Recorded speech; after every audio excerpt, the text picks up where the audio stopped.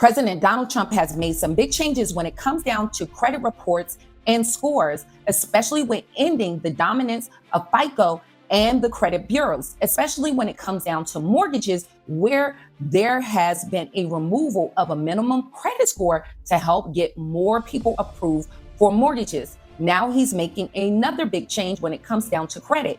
And he has it slated for January 20th, 2026. Now, with this change, this would help millions of Americans to improve their credit score and be very beneficial to just about every American. But of course, there's always opposition, especially when it comes from big corporations. So in this video, we're going to break down this change that he's trying to implement and the plots of big corporations to push back against this change because they're slated to lose a lot of money, and what you need to do to position yourself to take advantage of this change so you can see a massive increase in your credit score. And we're going to break it down in this video. President Donald Trump says he wants to put a limit on credit card interest rates. Trump says credit card companies are ripping off the American public and is calling for a one-year cap on interest rates at 10% beginning as soon as January 20th.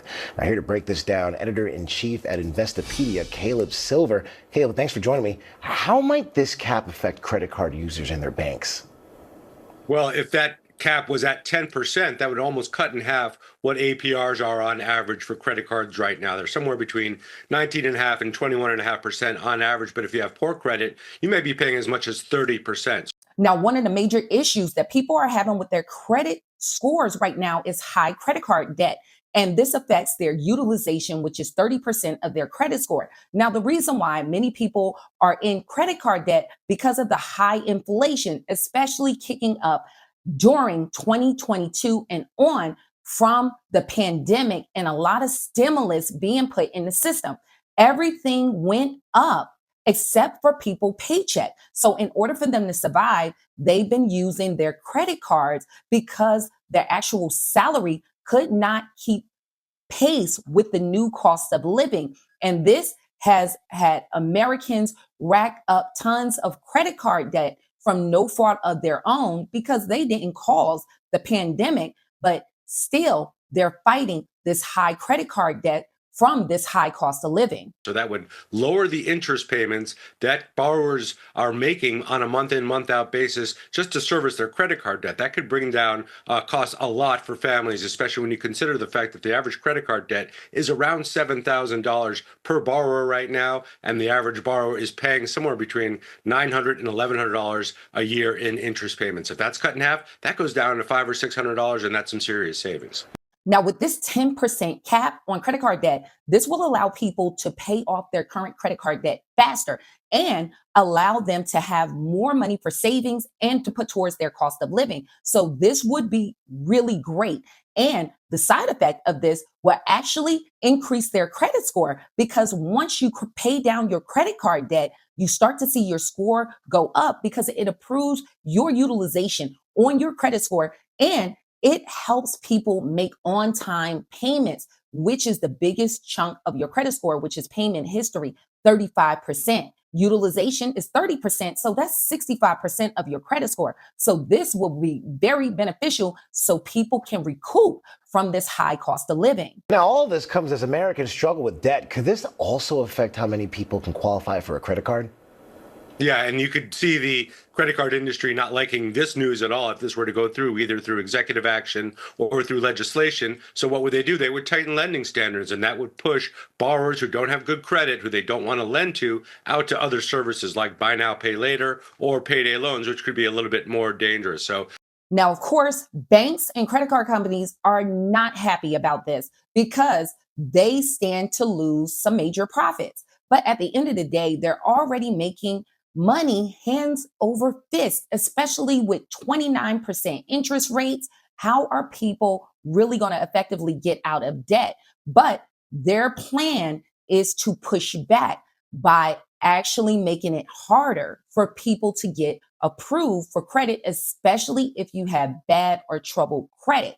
So with that, that could slow down lending for people in that category, but it can also push them to buy now, pay later types of products like Klarna and Afterpay, things like that, alternative lenders. Now, these may also trap people in debt if they cannot get bank loans. But at the same time, this can force banks to compete. Remember, banks only make money primarily off of interest. Some annual fees they make money off, but interest is their main business model. So if they have those players come in, it's going to force them to compete because they won't be able to stay in business without you.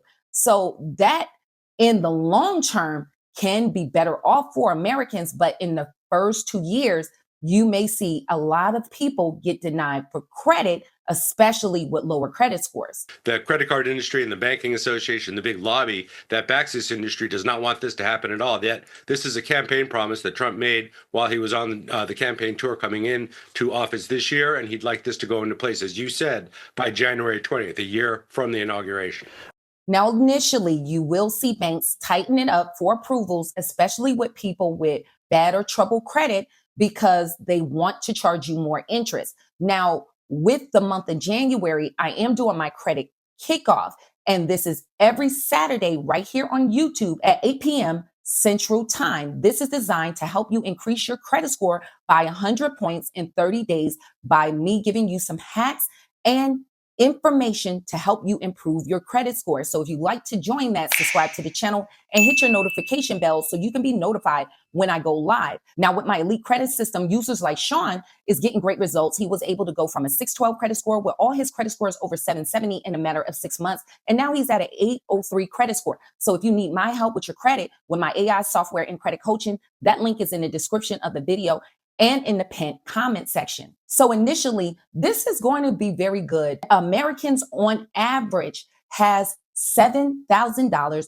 worth of credit card debt. So this can help reduce their payments of interest to credit card debt that's currently on average of $900 a month. So if they can cap that interest rate at 10%, this they can apply to get out of that credit card debt and actually afford to live and help them maintain their credit score, because this will reduce their monthly payments and they can make their payments on time to maintain their credit. But the opposite effect initially may happen, especially with people with lower credit scores, to enable them to get bank loans. So it's important to focus on increasing your credit score.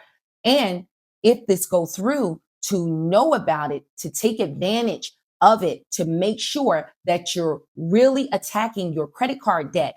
And if you're doing that, you're automatically going to see your score increase because your utilization will improve. So hopefully Donald Trump can get this policy pushed through and actually help Americans improve their credit score and get out of debt. So hopefully this information was helpful. If you have any questions or comments, leave it in the comment section. For more detailed questions for me, you can go to my website and all your questions go directly to my cell phone. I hope to see you guys in the next video. Stay tuned.